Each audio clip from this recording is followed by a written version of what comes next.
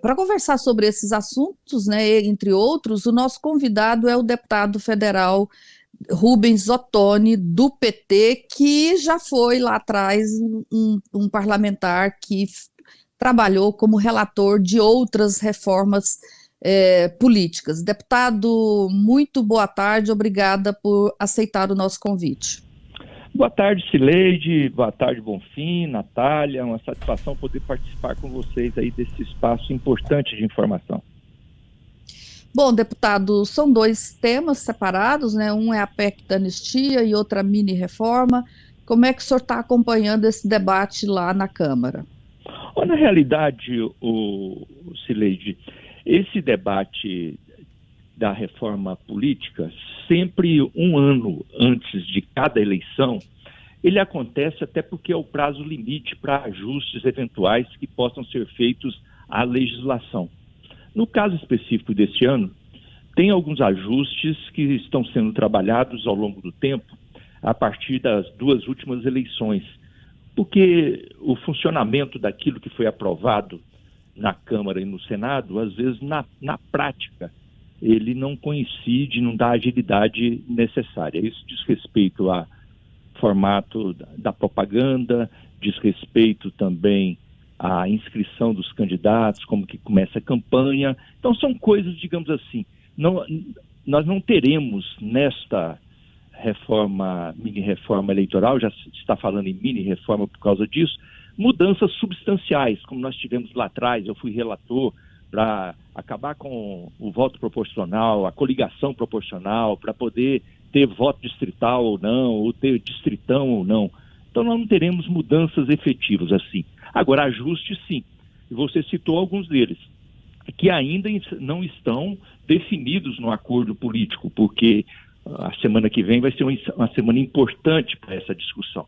Mas eu diria que na questão da propaganda eleitoral, na questão dos prazos para inscrição de candidatos, para começo de campanha, prestação de contas dos candidatos, porque é muito burocrático e sempre está judicializando a prestação de contas, e essa questão que se discute da anistia dos partidos quanto à questão das cotas, porque essa é uma outra coisa também que, por conta da legislação, que na prática ela não se efetivou do jeito que precisava, agora é preciso fazer uma transição entre um processo efetivo de cobrança, de fazer acontecer aquilo que foi definido, e também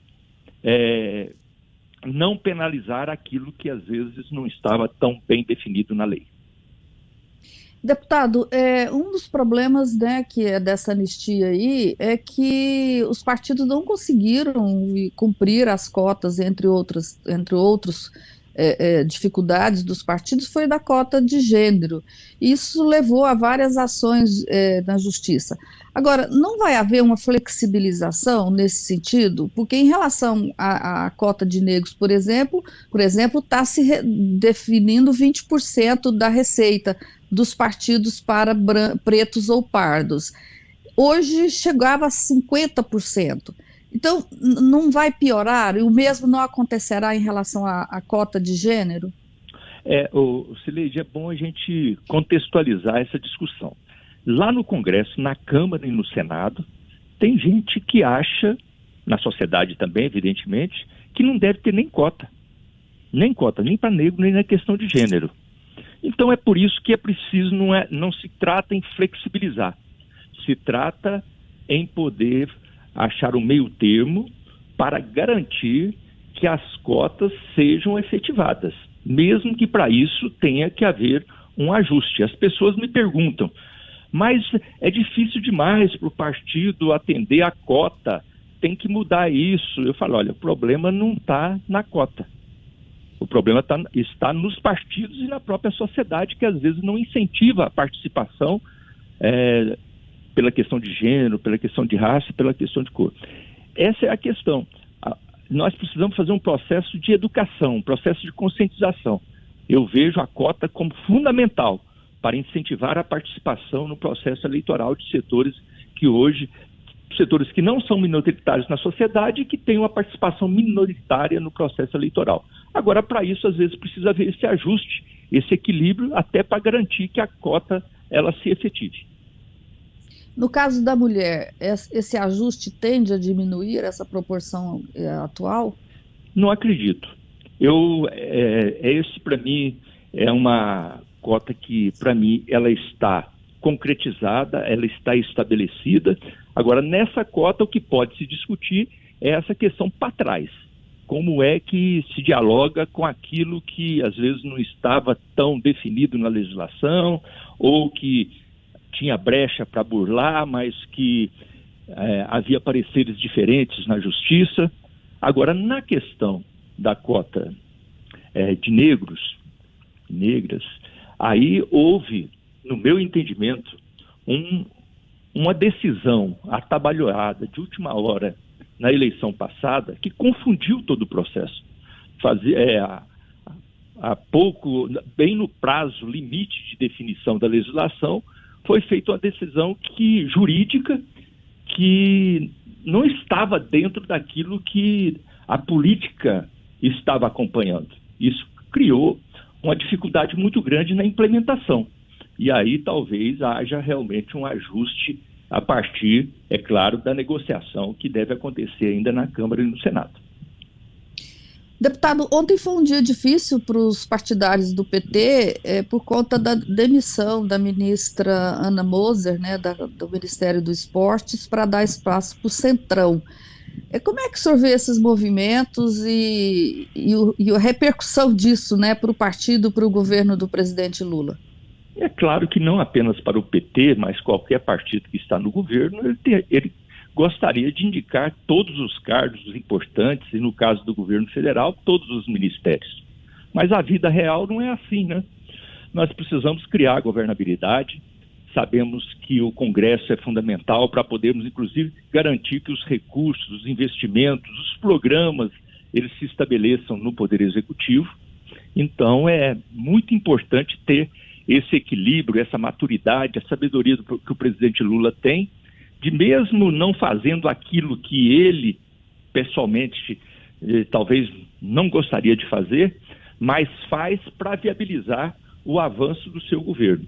Então é um entendimento político maduro, de poder atrair novos apoiadores para o projeto que o presidente Lula lidera, para que a sua política possa acontecer na prática e não fique apenas como um discurso bonito, mas que não se efetiva no dia a dia. Então esse é o preço que se paga, é o preço da democracia. Democracia é assim, você não impõe a sua ideia sozinho. Você ganha eleição para presidente, mas você tem que negociar e tem que abrir espaços para os aliados. Bom, e o que significa agora a entrada desses dois partidos, o PP e o Republicanos, que foram dois partidos importantes aí no governo de Jair Bolsonaro e agora o tornam também no governo de Luiz Inácio Lula da Silva? A primeira coisa que é importante dizer é que a entrada dos dois partidos ou de outros partidos que eventualmente ainda possam vir para o governo não irá mudar a linha de pensamento do governo e o seu programa de governo, aquilo que foi estabelecido para ser realizado em cada lugar, né? Substituiu o jogador, mas o projeto é o mesmo. Então, quem define esse projeto não é ministro. O ministro não define o que vai fazer na sua pasta. Ele faz parte de uma equipe, quem coordena essa equipe é o presidente Lula. Agora, do ponto de vista da governabilidade, significa muito. Significa apoio robusto na Câmara e no Senado para aprovar uma legislação importante para viabilizar o governo.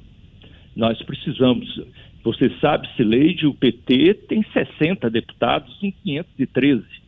Os partidos que estiveram na coligação do presidente Lula, somados todos eles, não chega a 150 de 513 na Câmara dos Deputados.